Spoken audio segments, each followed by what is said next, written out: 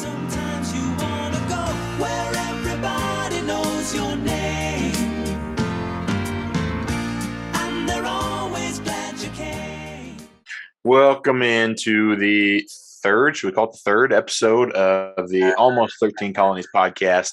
I'm your host, the worst Commish in the league, per usual, joined by Mr. Producer Pat himself, and our lovely guest today is not Clay, although they do have equally attractive beards. We have John with us today, joining us from St. Louis. So how you doing, John? What's up, fellas? Doing pretty well. Got my, Malibu and orange juice today because my HVAC went out on Friday. So just trying to imagine like I'm on the beach. So I like that. that. So as we start every episode, let's get cheers, boys. Cheers, everyone. Good stuff. So might as well just enjoy it. Yeah, you might as well. Soak it up. I'm surprised you're not in swimming trunks, actually. You don't know that. I like that. So we got a little bit of news today, I guess, to start the episode. I think the biggest is something we've all been waiting to hear, and we knew something was going to happen, but we just didn't know when. And so we did find out that Deshaun Watson will be suspended for 6 games this year. And what's that ratio? Like, how many games per woman is that? Can we get the math on that? It's 6, isn't it? How many women were there in total? Oh, way more than 6. Like, absolutely way like more than 6. 23 or something? I think even higher than that. Okay. I think it was in the 30s. Okay. So let's go 35. That's a safe bet. So if Fair we do, assumption.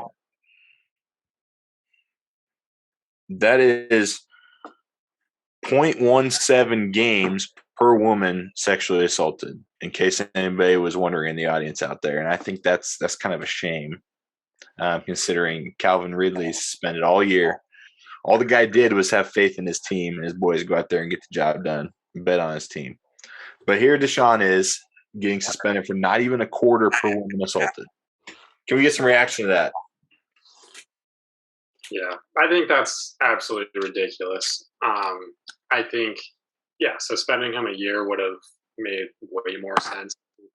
I think, honestly, 6 games is insulting, is my biggest takeaway from that. Pat, do you think there was any league sympathy towards the Browns royally screwing the pooch at the quarterback position?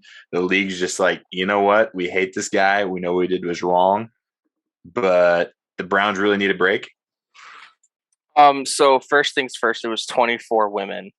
Oh, okay. Not 35. I thought it was higher. So that is a quarter per woman. That it's basically a quarter per woman.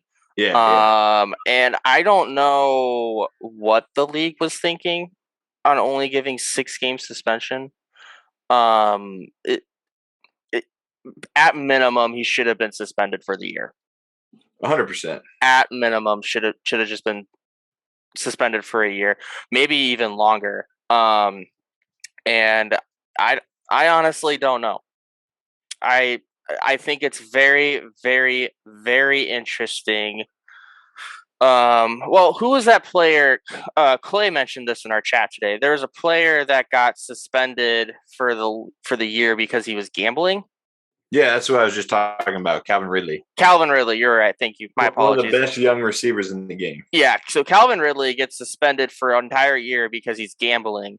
But Deshaun Watson, who does literally one of the most disgusting things you can do as a man and as a human being, and gets only 6. I don't know. That's a tough one. That's a tough one to comprehend. So do you think the league just felt bad for the Browns and said, you know what, we got to give these guys a quarterback? But who do they have as quarterback right now? So who else do they have? Jacoby Beef Brisket will be their week 1 starter. Which arguably, I feel like Jacoby can't be that bad. We have a little bit of experience watching him. He was in Indianapolis, well, originally in New England.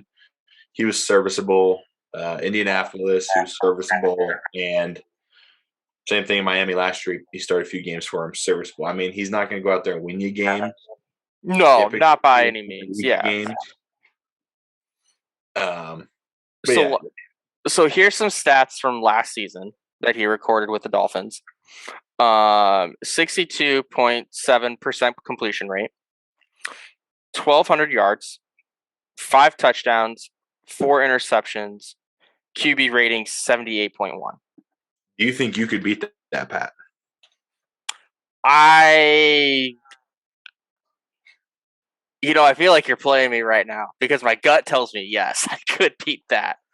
But I don't know. It's the Browns. I feel like the threshold is pretty small. So, John, how many carries will Nick Chubb get when Jacoby Brissett's the starter per game? Plus or minus 40. I think you're probably spot on there. He'd be a good one to have the first 6 games. I'll tell you. Yeah. So we'll talk about this later in the podcast for sure. But do you feel like Nick Chubb will get more touches than Kareem Hunt? I think they're both going to probably be, up around that plus or minus 30 to 40 range in the same game with Jacoby Brissett. Browns aren't going to throw the ball. They have no receivers, and that was what my next question was. What's it mean for their players? I mean, went out and got Amari Cooper, which I think Amari Cooper is a better receiver than people give him credit for. Amari Cooper will make Jacoby Brissett a lot better. Yeah, but outside of him, I mean, cupboard's pretty empty. You got Donovan Peoples-Jones, and yeah. I mean, it's pretty empty there. So, but I mean, to be fair, you have Amari Cooper. Yeah, the guy just throw the ball, and the guy will manage to catch it. The guy wins. So you're telling me they have 2 dudes that have sexually assaulted women on their team now? That's what Cleveland's about, man. Apparently, they're showing their true colors. Yeah. And they have Myles Garrett, who tried to kill a man on a football field. That's just football. Just football. That's just football. Man. So I think we've whipped this horse enough, but for reference, for all those people sitting at home, Deshaun Watson would have had to sexually assault 68 women to be suspended for the whole year, for going by the 1 quarter per woman metric. So think about that for a second. That is a stat I don't think anyone wanted to hear, Colin. How disgusting is that? I think that says a lot about the NFL. And here we are playing fantasy football. They care more about the business than they do about people, for sure. Yep. It's almighty dollar, man. So the next news was it says money's the answer. Now what's the question? Right, exactly right. So the next news, speaking of money, John, that was a great professional transition there. We need to have John more often. We might get more sponsors. Heck yeah. So DK Metcalf got the bag. He got $72 million, 3-year extension.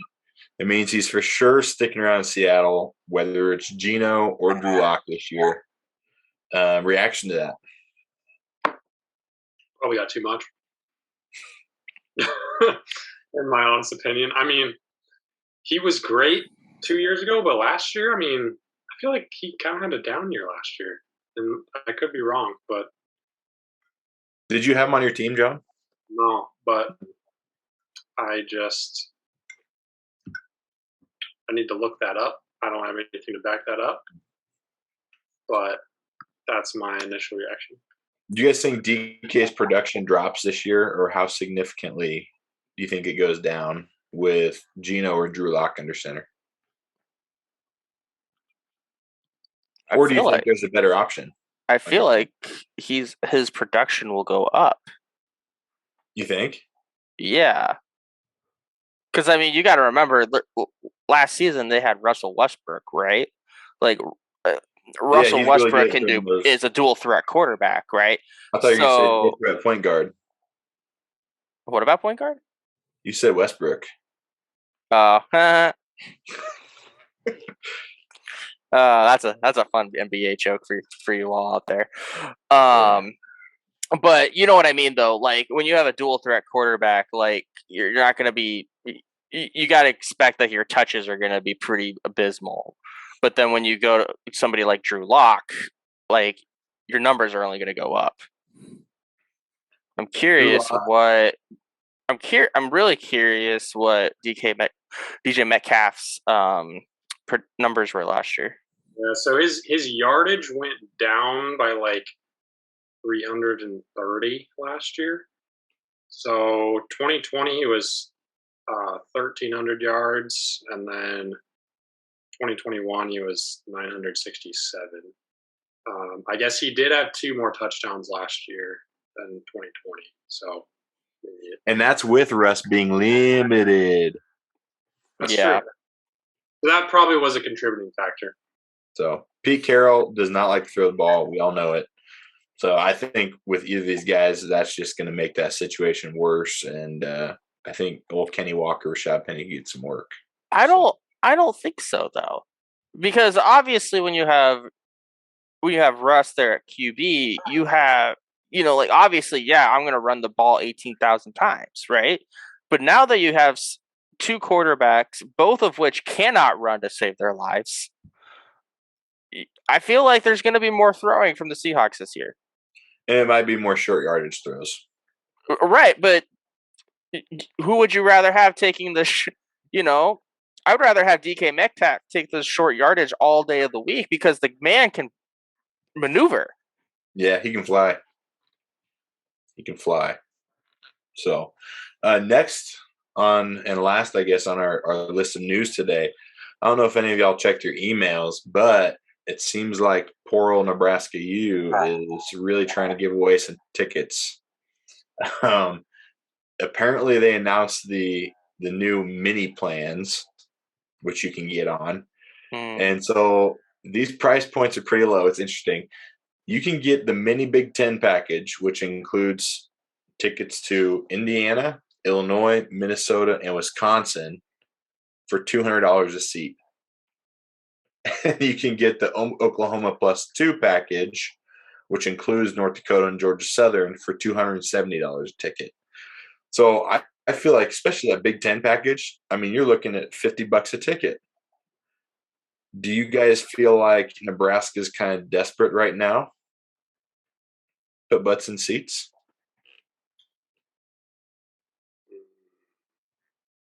I'll start with you, John. What's your reaction, buddy? I know your family has season tickets, so. I mean, I've never heard of them doing something like that, so that does raise a red flag for me. Yeah, that sounds very interesting. That they're doing. Do you think the sellout streak is in danger? Absolutely not. No? Absolutely not. If anything, these mini packages are what's going to keep the sellout streak alive. Right? Because you got to remember, and for all the Nebraska people that are about to listen to this, don't cut my head off when I'm about to say, but Nebraska is not what they used to be. We are not the 1994 Nebraska Cornhuskers that won a national championship, right? We are a team that 2 years ago got slaughtered by Michigan. And I mean slaughtered with a capital S.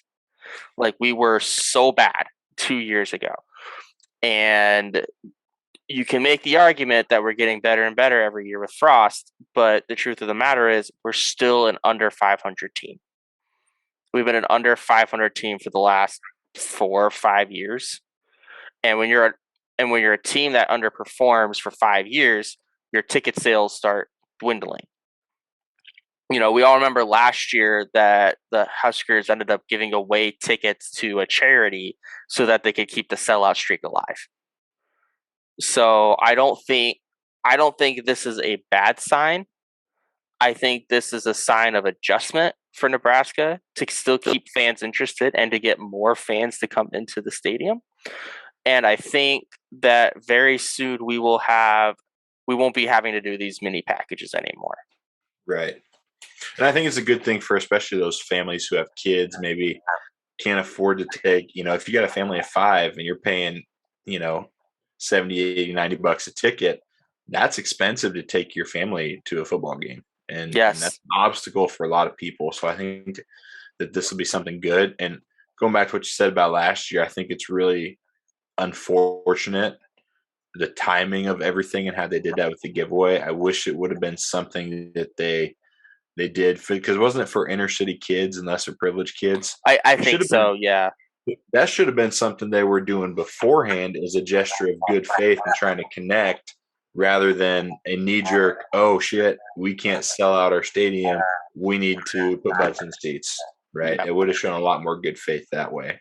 So, yeah, I think it's a good move, and hopefully this is the year. Obviously we got back on track last year, and we won't go too far down the Husker analysis rabbit hole because I think we could be here all night. So I want to give John the floor now, and this is kind of open mic time for him. He's allegedly been inactive, according to some folks in the league. I didn't say that. Pat, I don't know if you said that, where it came from. But John, let's hear the reaction. Oh, man. So, from what I remember from the podcast, I believe week 1, Creighton made the accusation that I've been inactive. The true villain of the league. That he would like to see more out of me, which I am curious what he means by that. I don't know what that looks like. I'd like to have a conversation about that. The other one that I remember was on the emergency podcast. Colin, and I quote, said, "How the hell are we going to get John on the podcast?" And like, I get it to an extent because I have been busy. But I think the thing that was like frustrating or hurtful in a way was that you guys called Creighton and Andy, but you didn't attempt to call me to be able to draft for my division. In my defense, I was going to call you, and then Mitch says I was in that division and I won the league, therefore I should be able to draft in his place. And to me, that kind of made sense. If you win the league, you should get some sort of privilege. So in my defense, I still should have called you probably. Yeah, so I apologize, buddy. I love you. Oh, good. Love you too. Yeah, I mean, honestly, I'm not like upset about how the divisions turned out. I think that they're pretty equal and fair based off of last year's standings. Who knows how it'll end up turning out? Because I mean, this past year, I won my division, and every single person in my division made the playoffs. So, that can happen. But yeah, I think I was in favor of changing the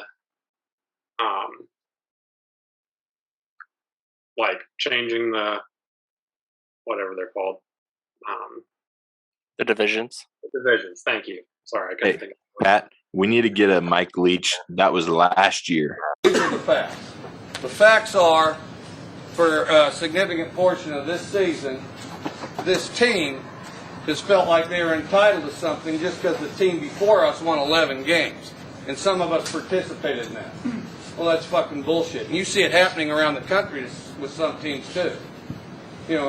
Everybody says, what's wrong with this team? What's wrong with that team? Odds are it's something similar. As a team, we act like, well, we're 11-2 and we just have to fill up. Fuck that. As a coach, I didn't call one. The plays I called last year, they're all last year. They're just that, last year. As a player, any play you make, that's all last year. Drop. You know what I'm talking? We need to Yeah. get some more drops we can mix in here. Those were last year's teams, not this year's teams. I'll put it in post. Okay.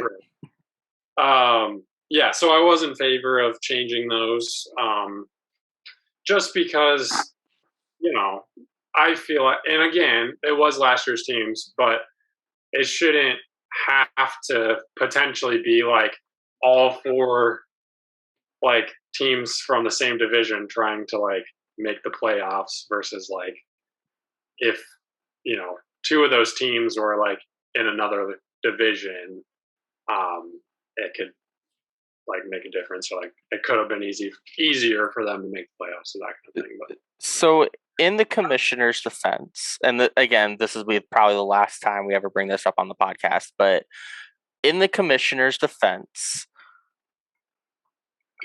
you just said in a statement that your division, everyone made the playoffs. Yep. Right? So even if we had the best of the best, teams from last year all in one division, they could all potentially still make the playoffs. They could, but the issue is, say they are the four best teams that year. They're going to be playing each other like multiple times, which could potentially like essentially it would make it more even in the sense of like another like division, like someone else could make it instead of someone from like my division, just because of like who they're playing. If that makes John, sense. are you aware of the schedule set up in the league? So you're only Okay. playing people in the division twice, but you Right. play everyone else once. So Which, if you lose every match in your division, that means you have 6 losses. With the expansion of the NFL season, you would play everybody else in the league once, which is 8 games, which would put you, even if you lost every single game against, say we kept the old division, you lost every game against Creighton, Brecken, and Mitch, didn't win a single one of them. And you beat up on all of us perceived lesser folks. That puts you at 8-6. Do you know what the average record is to make the playoffs in our league? probably right around that 7-7, or I don't even know how many games. 7 wins sometimes put you in the playoffs. 8 wins, darn near always put you in the playoffs. So, just fun fact. Obviously, it's over, and I think we'll probably stick with this way of doing it. For as far as I can see, till I'm dementiated and forget how to do anything. Right. So, yeah, I kind of like the way we do it now too. Yeah, I personally like it because it just gives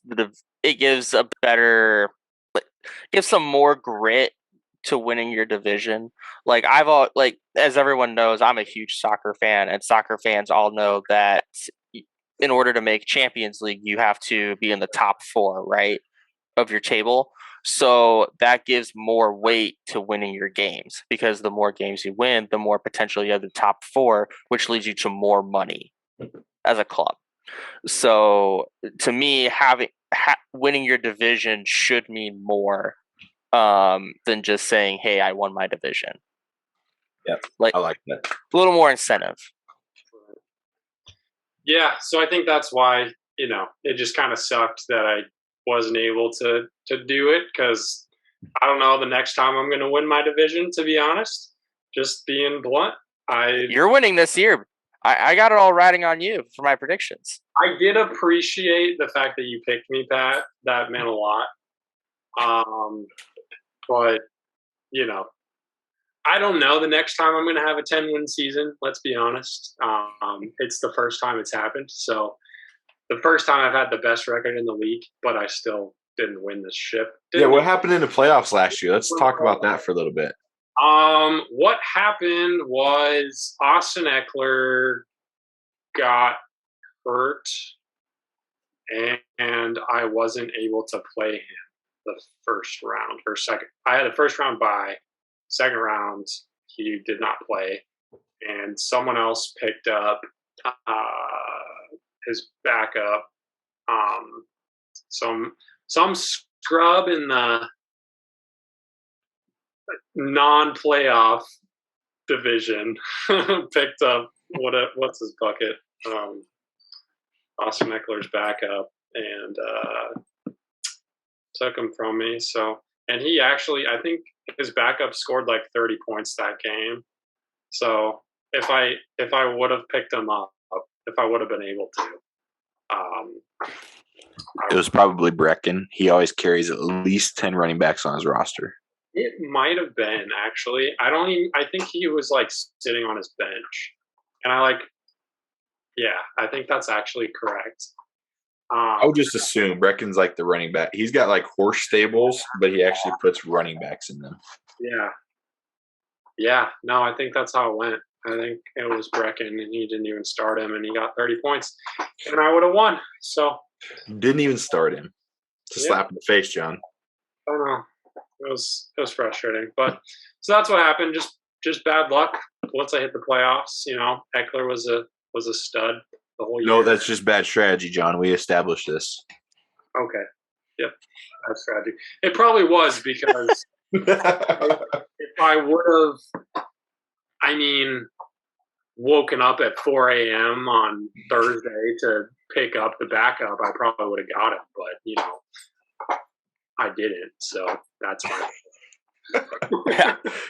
Choosing sleep over fantasy football, that is a bad strategy. That's a very bad strategy. We all need to become morning people every, Wednesday in fantasy football during the season. So, yeah. So I guess the next topic we're going to move on to, John, unless you got anything else to say to people, let's finish this up. What are your expectations for this year? What's your message to everybody else in the league? Expectations. Good question. I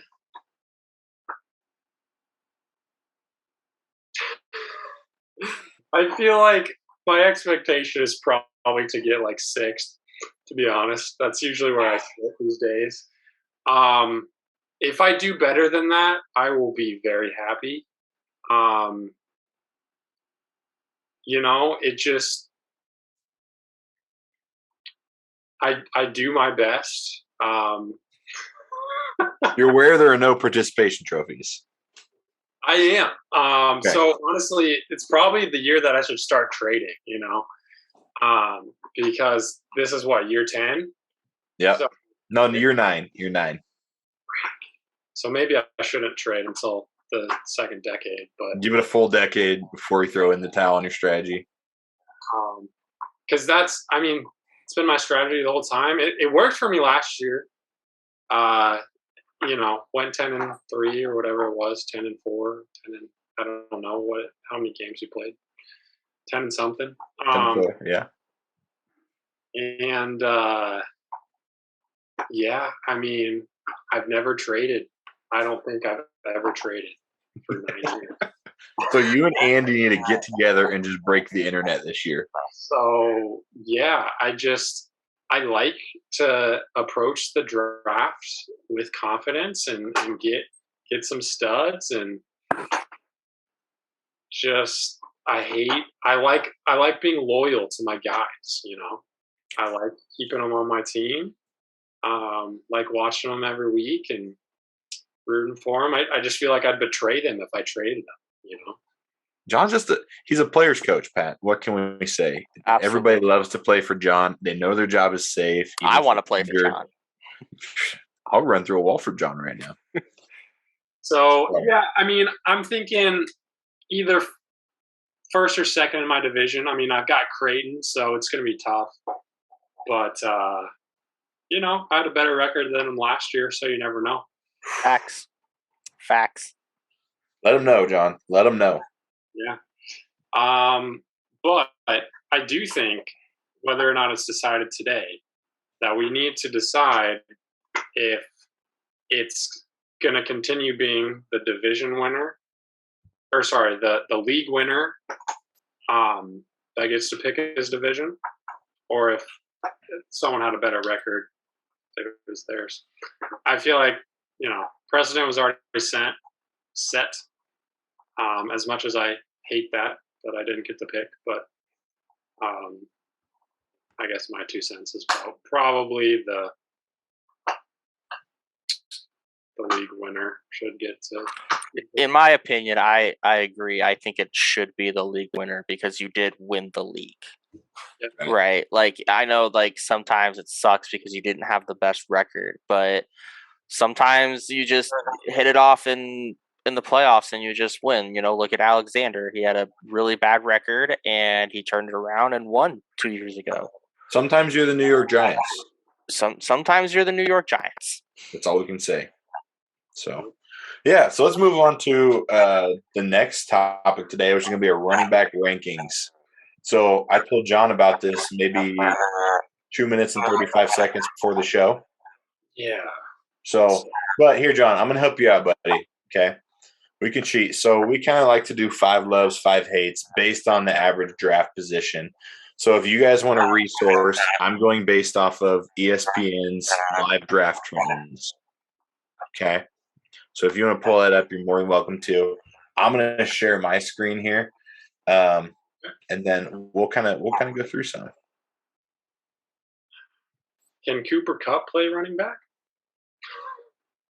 He can play flex. That's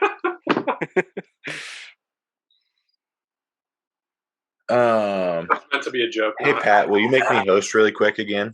I must have accidentally made you host. That explains why I was able to do the cloud recording. Yeah. Or just, if you want to share your screen on the live draft trends.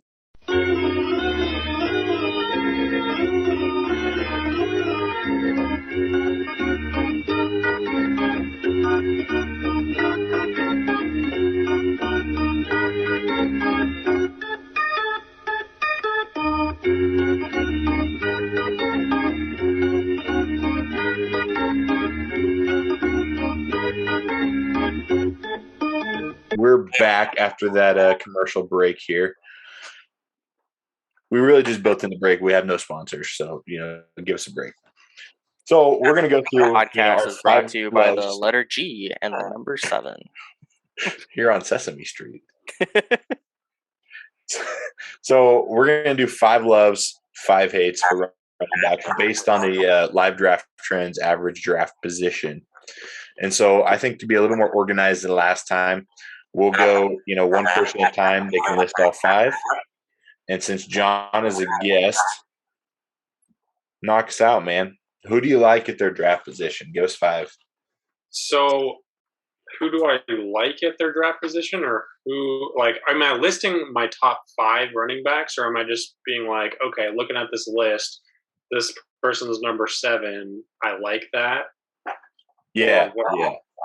So it tells you their average draft pick or their salary over here. Who do you think's a good deal? Who's going to outperform that? Commissioner Colin, you are not sharing your screen. Okay.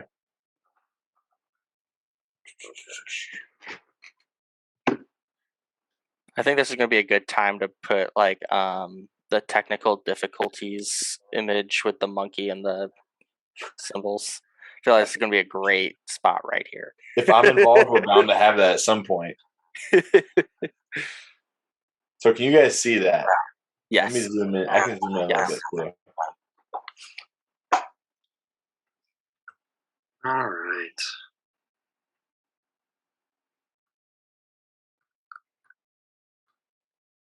There we go. Let's see.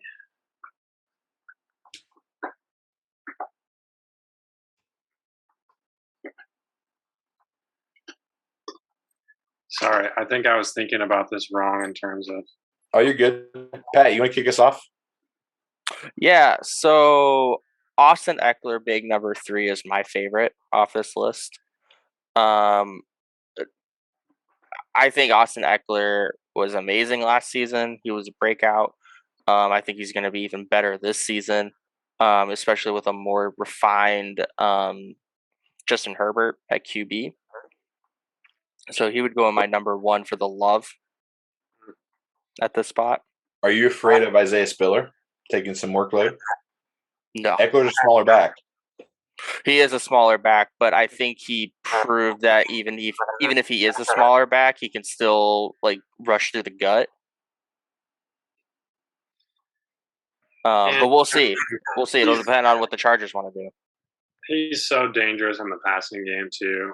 Yeah. I mean, that's the majority of his points. I had him last year, and that's what made me have the best record in the league. Was Austin Eckler. So Did you send him a Christmas card, John? I should have. You should have. I probably will this year. That's probably why he sat out and got hurt. You didn't send him a Christmas card. Yeah, that is why. Yeah. Who's your number 2 bargain, Pat? Number 2, definitely Dalvin Cook. I think you all heard me from the last episode. Kirk Cousins is a joke. And he's a fraud, and Dalvin Cook is going to get more touches this year, and I think he's really going to – if you think Jonathan Taylor is number 1, in my eyes, Dalvin Cook should be number 2. And it's hard for me to say as an owner of the Green Bay Packers to say that, but game recognizes game. Fair enough, man. Fair enough. I don't really have anything bad to say about Dalvin Cook. I agree on that one. I think, he's an outstanding value for where he's at.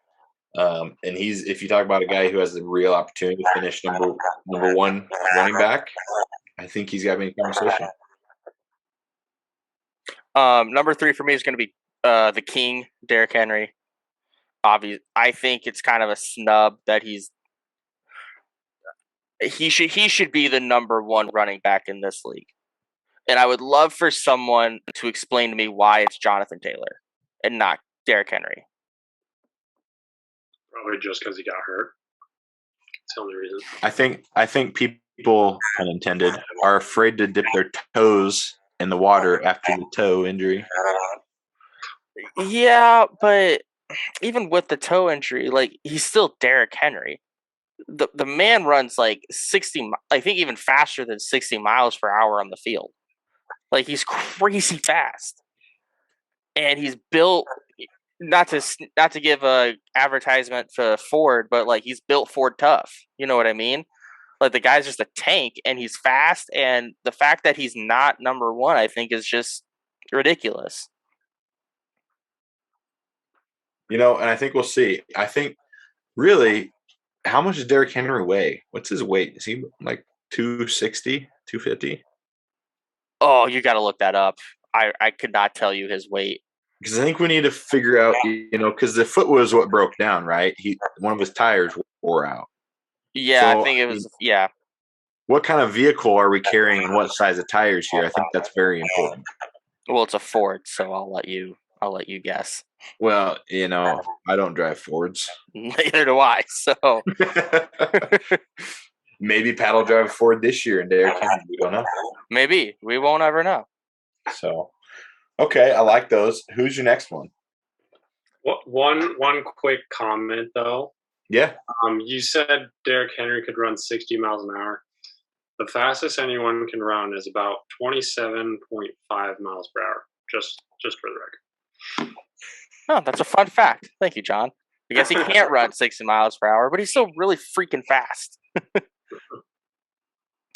And by the way, he is 250 pounds. 250, that's what I thought. Yeah. So, I think he at least needs to have a size 14 foot, at least, in order to support that frame. Yeah. And then for my last 2 picks, I like Alvin Kamara. I think he's going to make a great comeback this year. And I also really like Nick Chubb, but I always like Nick Chubb because I think that's the most typical football name that you can have. Are you worried at all about Kamara's suspension? I knew this was going to come up, and honestly, I don't know where I stand on it. I don't think it's going to be a big problem, but it is. I think if you got him with the expectation that you may need a RB2, I think if you draft Alvin Kamara, go with this. go with the idea that you are going to have him and he is going to get you points, but you should also get a really, really decent wide receiver as a backup plan. That's fair. Totally fair. So, John, you got your 5 that you love, that you like at their ranking, at their draft price. Yeah. I would say, Christian McCaffrey makes perfect sense. Where he's at, I'm honestly surprised he's not number 1. So, I think that's a fair price there. I don't know. I feel like Jonathan Taylor's probably too high, to be honest. Agreed. Man, I think I would have to disagree with you guys there. I think he's probably one of the safer guys. Granted, touchdowns will probably come back to earth this year, but I still think he's just a supreme runner, supreme talent. Yeah. I mean, don't get me wrong. I think he's top 5 for sure. He's going to be great and he's going to be able to produce, but to be the number 1 pick for 62, well, to be fair, that just seems high. In our league dollars, you have to add like $20 to each of these numbers. Right. Yeah. and that's a conversation for another day, because half the problem is we do points per carry, but I'll save that for another podcast. So, yeah. Yeah, that's the annoying part about our league is, the draft values are so much more inflated. Yeah, and a lot of it's because running backs are inflated due to the points per carry. So that's just, a song for another dance, I think. Yeah. Who's your another one, John? I think Dalvin Cook's a steal there. Mm-hmm. Being at, what is he, 44? Yeah. So I'd probably put that number 2. Honestly, I'm looking at Aaron Jones being down at 11, and I'm thinking, like, man, they traded away their best receiver. Like, there's a decent chance they're going to be running the ball more.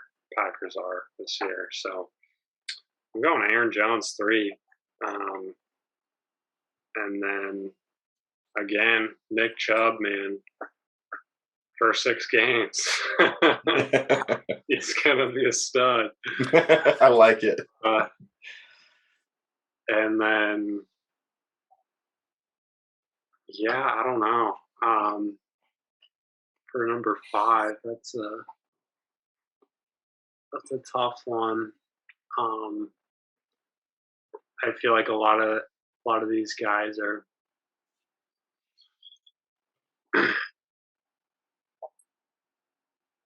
I mean, obviously the top 5 makes sense where they're at. I would argue they probably switch in terms of order, but I don't honestly know.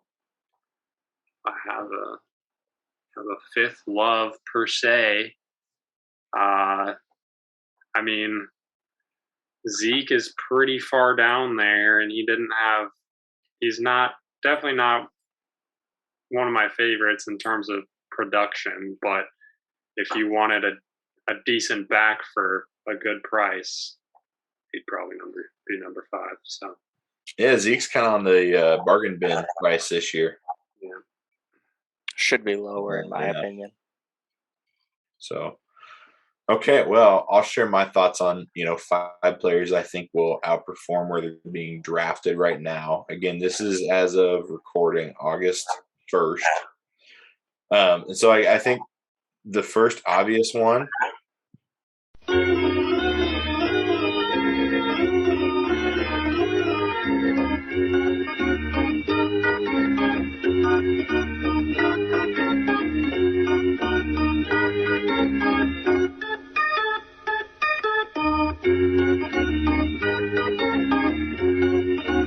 So I think the first bargain is really staring us in the face is Najee Harris, just because Pittsburgh has always loved their running backs, and they always will.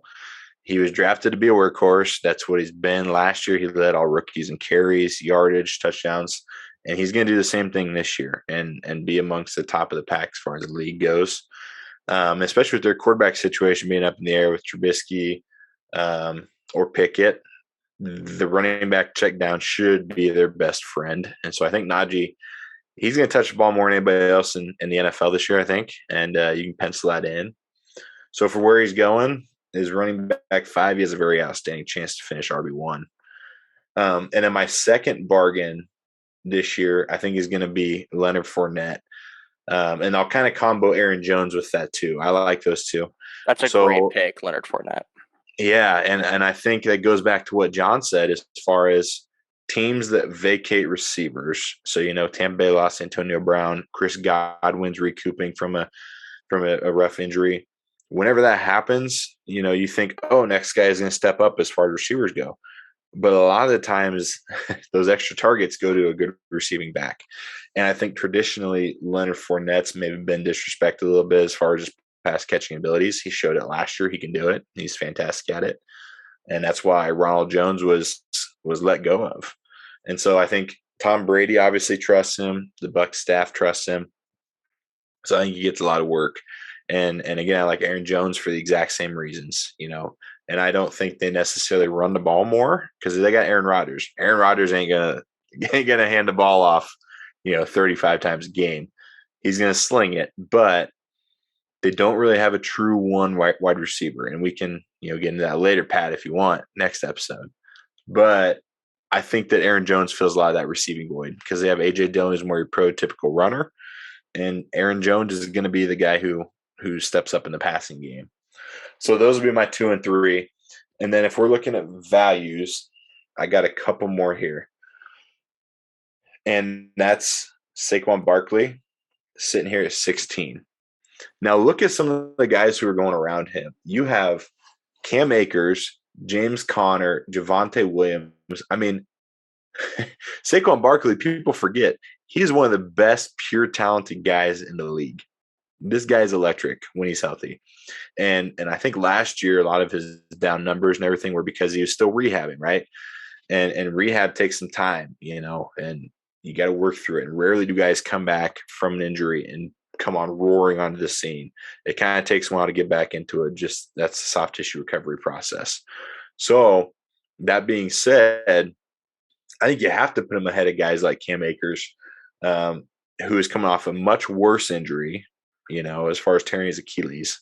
Granted, he's a young guy, but that's a horrible injury to have. He didn't look himself at all last year. You look at James Conner, who half of his fantasy value last year was from touchdowns. And at some point, that has to come back down to earth, regression to the mean.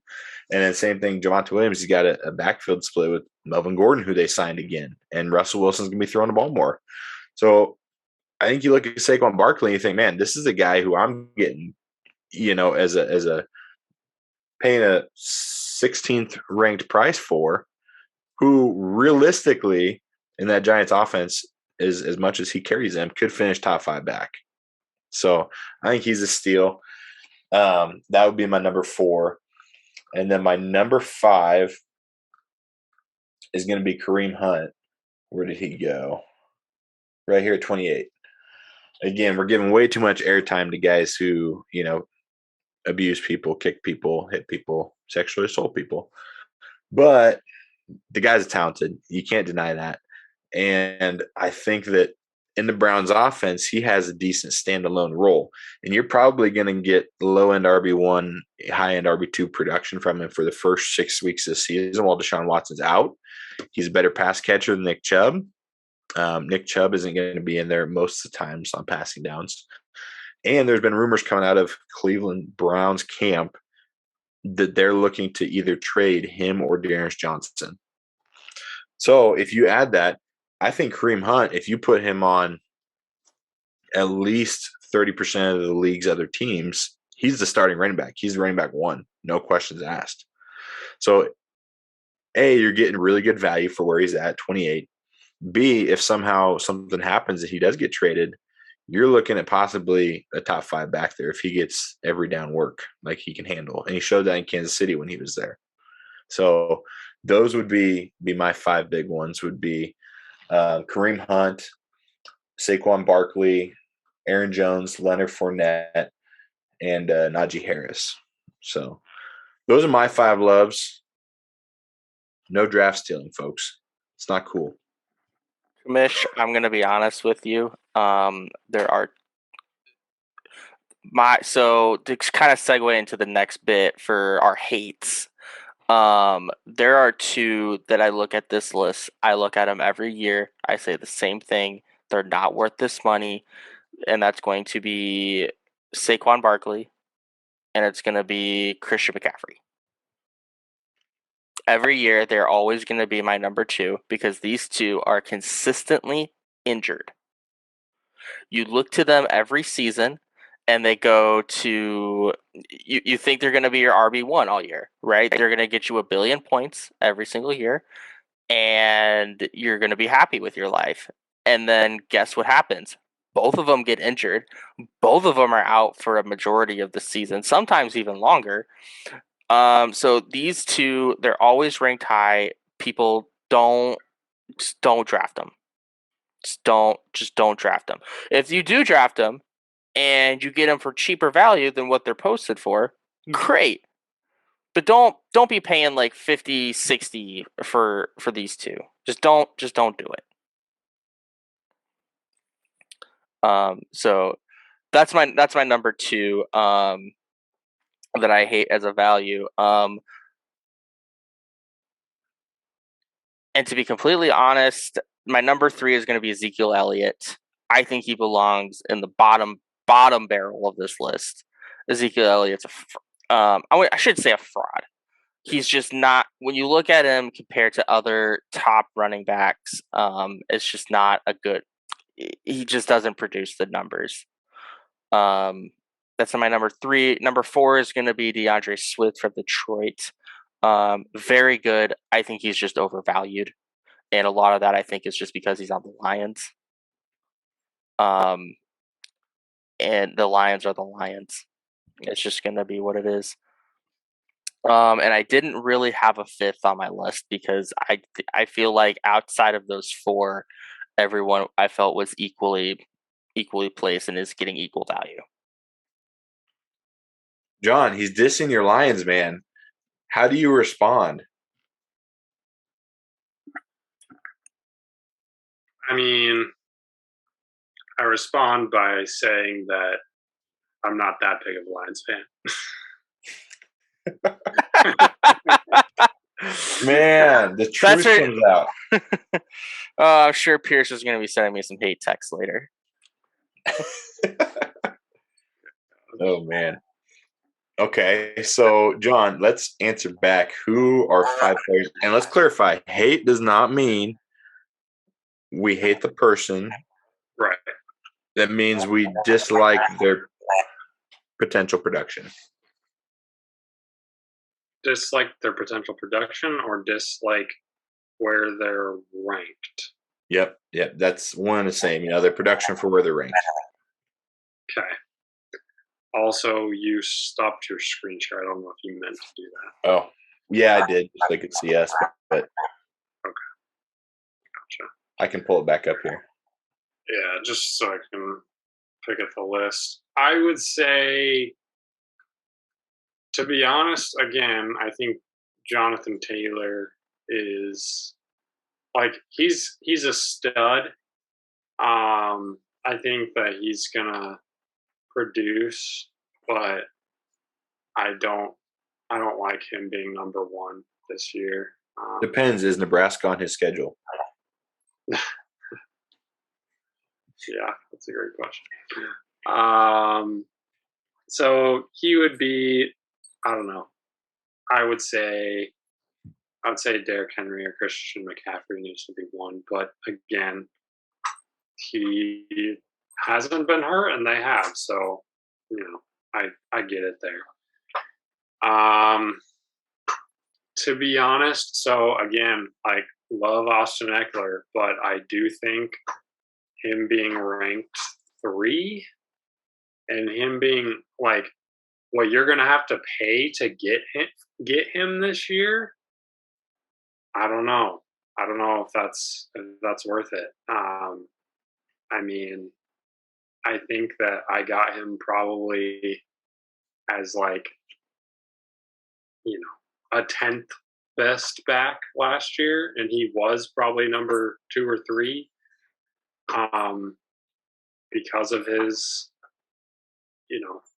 receiving yards and all that. But, consistently got 20 points a game, but at least. But I don't know. I just think, man, you're going to have to pay an arm and a leg to get him this year. And then, I kind of agree with Pat on DeAndre Swift. Just think a little bit too overrated there. A little bit too high.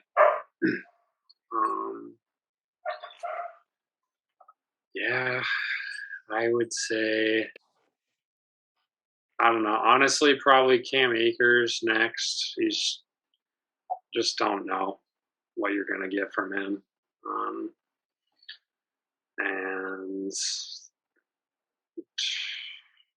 I would say number 5 probably Saquon. Honestly, I mean, like Pat said, just been hurt all the time, and last year didn't do much. So, I mean, he like you said, Colin, like he very well could. Like he has a ton of talent. Like he very well could just rip one this year and surprise everyone. But I don't know.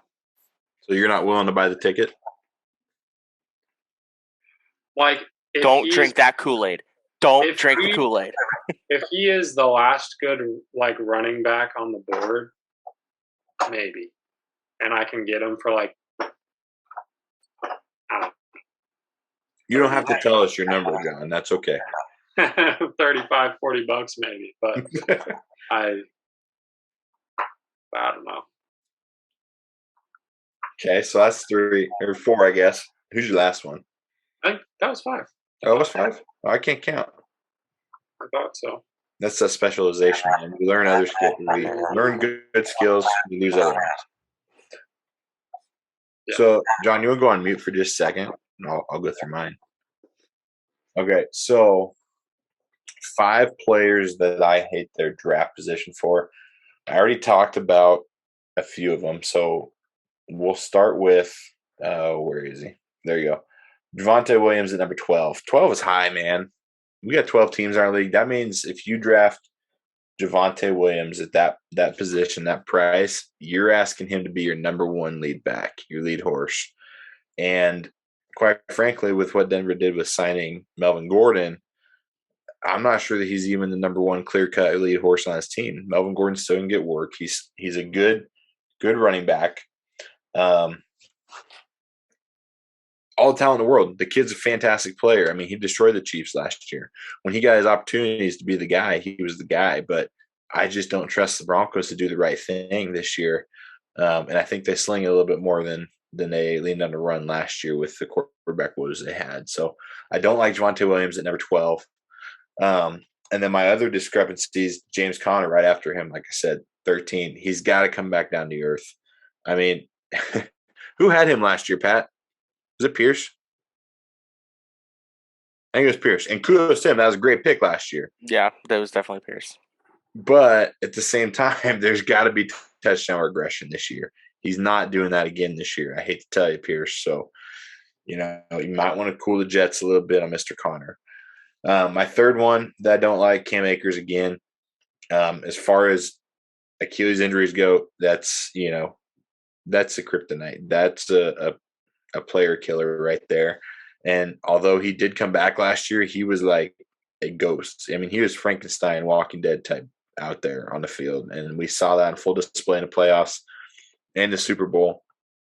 I think really the only hope that Akers has this year to live up to his expectation or his position here is if Matthew Stafford doesn't throw quite as many touchdowns and end up running the ball a little bit more in the red zone. I think he's got to be very touchdown dependent in order to accomplish his number 15 ranking. And off of that type of injury, I just don't see that coming. And then my other ones, I got two more here for you. Oops, scrolling the wrong way. Oh, where is he? Rashad Penny here at 33. All reports right now coming out of camp are that he's going to be the guy. He's going to get every opportunity. And he was fantastic in the last year. I mean, the guy skyrocketed up the charts as far as fantasy production goes. With the Chris Carson retirement, a lot of people are looking at who's going to fill that void. And they think that Seattle classically goes with, a guy, and they stick with him. But they drafted Kenny Walker with a reason or with a purpose in mind. And he was fantastic in college. And I think as much as Rashad Penny might be the lead back, I think that you're going to see a lot of Kenneth Walker out there, so they know what they have in him going into next year. And then my last one here is going to be Michael Carter at 40. And I know you're saying, why are you hating on a guy at 40? It seems a little unfair, I know. But they brought in Breece Hall to be an every down back. And Michael Carter was good last year. I don't think he was great, especially not great enough to supplant Breece Hall as far as the lead back goes. And he's going to get mixed in every now and then, but I think that his upside is pretty limited, with the clear new guard in the house now. So I think that if you do draft him, you got to maybe expect some decent production early, but I think that'll tail off as Breece Hall gets acclimated to the NFL. And I think the Jets are really looking for a guy who can do it all, and Breece Hall gives them that. So unfortunate for Michael Carter, but the draft capital they invested in him is not very high. And so I don't think they'll have any issues seeing what they got in Breece Hall. Any dispute, any debate on those from you two? That last one was interesting. I didn't even think about that. No, actually, I really liked your picks, Colin. Well, I don't. I hate him. That's too cheesy. So yeah, I think that was fun. Anything to say about that, John? It was good to get my mind thinking about draft because, to be honest, I haven't even looked at that yet. So we're just trying to get you back 10 wins, John. Yeah, no, I appreciate it. Just need you to win your division, John. Yeah, exactly. So, yeah, I need to start doing some research for this draft. So. Because generally, my research is like the day before, and that's it. So, I mean, it worked last year, but I think that's probably been my downfall over the last 9 years. So. Lacking draft research, John. John, you're like the most studied, learned man I know. Yes, and that's the reason why I haven't done the research because I'm researching other things. That's fair. So we're going to kind of transition to our last segment here, which is a staple. It is our weekly draft. We're crafting our Mount Rushmores. And so this week is going to be sports stadiums. And so as we do every week, there's going to be 4 rounds. We call it a snake draft. So, John, I'm going to let you take it away and start with the number 1 pick. I feel like this is a little unfair. Memorial Stadium, baby. All day, every day. Great pick. Best fans in college football. That's a great pick. Therefore, the best stadium. I like it. There's really no other option there, John. No, you might have been booed. Else, I mean, I would question my loyalty to Nebraska. Yes. All right, Pat. What you got? Oh, I'm going number 2? Oh, I thought you were going number 2. I'm just generous to everybody. That's why I always lose the drafts. So for my number one, I'm gonna have to go with a stadium that I have always wanted to go to my entire life. Every time I look at the stadium on TV, I think I think it's probably the most electric stadium in all of sports, and I'm gonna have to go with the Big House for Michigan. I like it. I think I have seen so many games. Like growing up, I've seen so many Big Ten, Michigan versus Ohio State games at the Big House, and again, as a Nebraska fan, right? Like I know I'm supposed to hate Michigan, but I have to respect their stadium. It's one of the nicest stadiums I've ever seen, and I can't wait for the day that I actually get to go watch a game there. I feel you. It's always loud. It's always energetic. Yep, And there's a lot of people there. a lot of people. Lot- A lot It's of big. people. It's like a big house, man. One big family, except for Nebraska fans. So I guess I get back to back, and I want to clarify, Pat. When you said sports stadiums, I'm assuming that means like outdoors or like, larger capacity venues.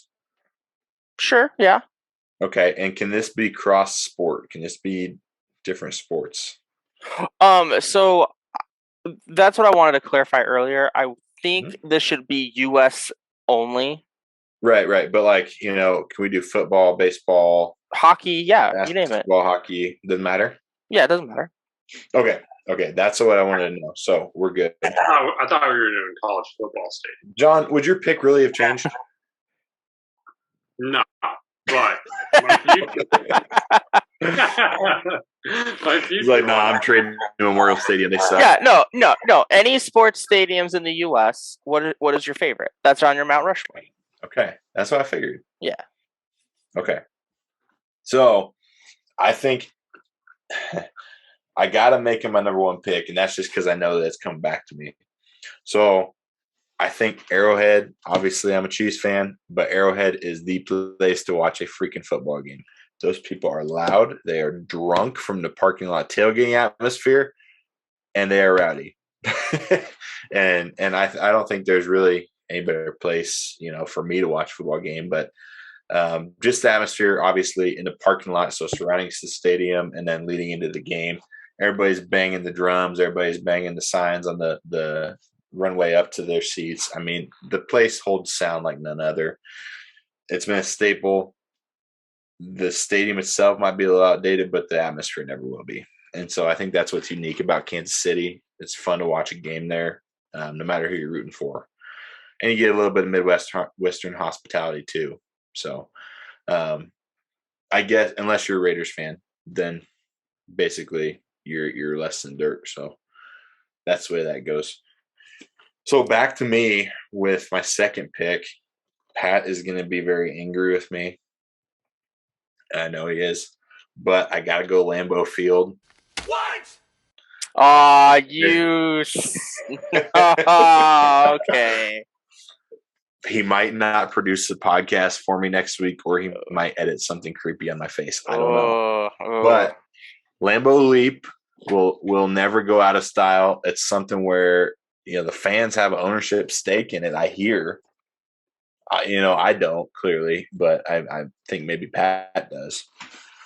So yeah, I think Lambeau Field is a very respectable venue. People do not want to go there in the playoffs. It's very cold. You might actually, cut a hole in your shirt based on the temperature outside, if you know what I'm saying. So I got to go Lambeau Field number 2. That's a great pick.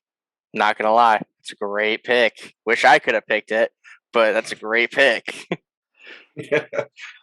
So for my number 2, which was gonna be my number 3, but now my number 2, which is okay. I gotta go with U.S. Cellular Field. Actually, it's now called Guaranteed Rate Field, but it is the home of the White Sox. That is the once major league sports stadium that I used to go to all the time as a kid growing up in Chicago. It's my favorite team. The stadium is always up to date. It's beautiful. So got to go with the Guaranteed Rate Field, or the Cell as it used to be called. I like it. Is it in fact windy in Chicago? It is windy in Chicago, but it is not called the Windy City because of the wind. It is called the Windy City for its shady politics. Really? Yes, So not much changes. not much changes. Interesting. That's a fun fact, Pat. Thanks for enlightening me. You're welcome. John, what's your number 2? I'm going to have to go with Ohio Stadium for Ohio State. I feel like they've got the largest stadium in the U.S., like at 109,000. I could be wrong on that, but I think just based off sheer numbers, like that is like legitimately impressive. As much as I hate Ohio State, the sheer amount of people that they can fit in that joint, pretty impressive. So, gotta be number 2. John, you're doubling up, buddy. Oh, I'm doubling up. Okay, Yeah. number 3 is AT&T Stadium for the Cowboys. Ooh, it's a good snipe. Yeah, I think just obviously their Jumbotron, kind of speaks for itself. It's Jerry World, man. It's Jerry World. It was kind of one of the first really innovative large indoor stadiums, right? Yeah. I mean, we had domes before, but they all kind of sucked and were shady. But this one is, I mean, this was state of the art. Yeah, man. Did a good job. Okay, Pat. Number 3 for me. So this is kind of for certain people, and maybe even on this call, but for some people may know, I used to be a Lakers fan for the longest time, and then LeBron James ended up joining the Lakers, and because he joined the Lakers, I ended up having to go to free agency and got picked up by Toronto. But before I was picked up by Toronto, I was a huge Lakers fan. And for me, my number 3 on here is an homage to the Lakers, and I gotta go with the old Staples Center. I think now it's called like Crypto.com Arena or something like that. But you're always gonna call it the Staples Center. So that's my number 3. It's interesting. I think the stadium names change more than I change my clothes. So let's figure out a way. Let's pool some money. Let's get a almost 13 Colony Stadium somewhere. It can be a Division III football team. I don't care. Just somewhere. We should do it. Yeah, I'm all for it. Okay. So I got back to back here again. And I think the next one's, we're going to dip our toes again into the baseball world. And you got to go with Fenway Park. I'm not sure there's a more iconic outfield wall than the Green Monster. 100%. Manny Ramirez doing his thing inside the Monster. We never knew what he did in there. To the corner in center field where darn near nobody besides, Barry Bonds, who was roided out of his mind, could hit a home run. I mean, that place is it's iconic, and if you haven't sat on the Green Monster, I don't think you've really lived that much. I think it's a life goal for a lot of people. Watch a game from the Green Monster. So that's got to be my number 3. And then my number 4, I think I'm going to go back to baseball. I think you guys kind of took the iconic college stadiums, so I got to go back to baseball. We're going to go Wrigley Field. There's something about the ivy in the outfield.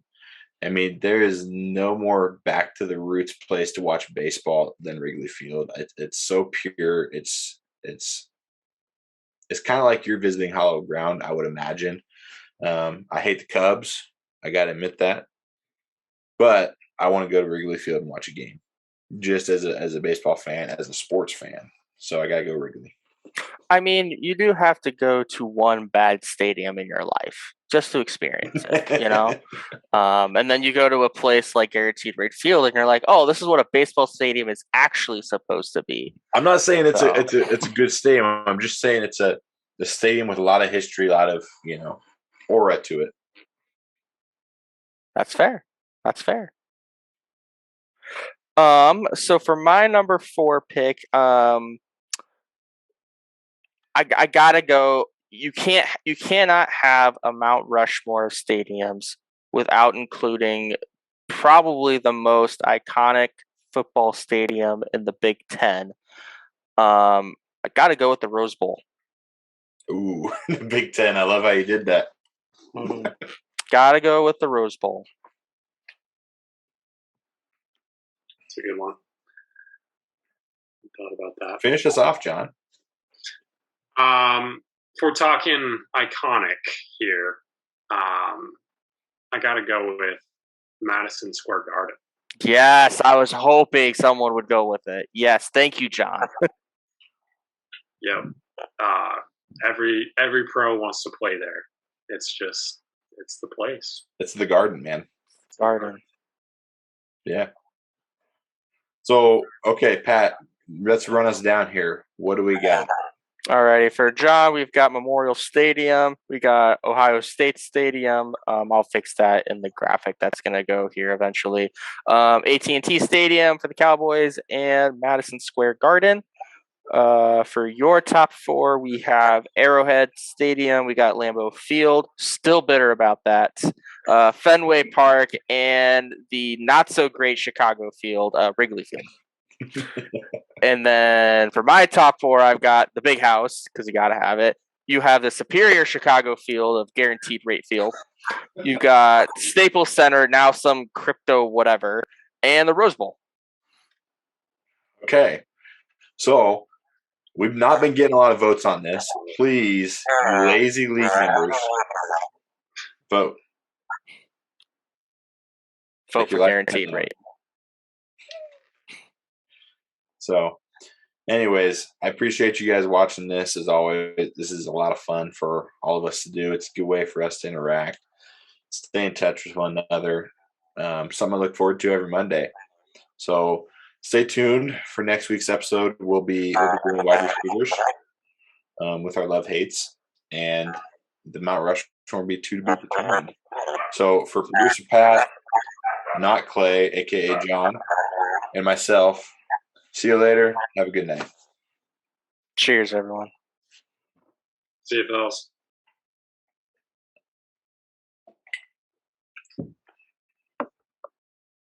Alrighty. All right. Sometimes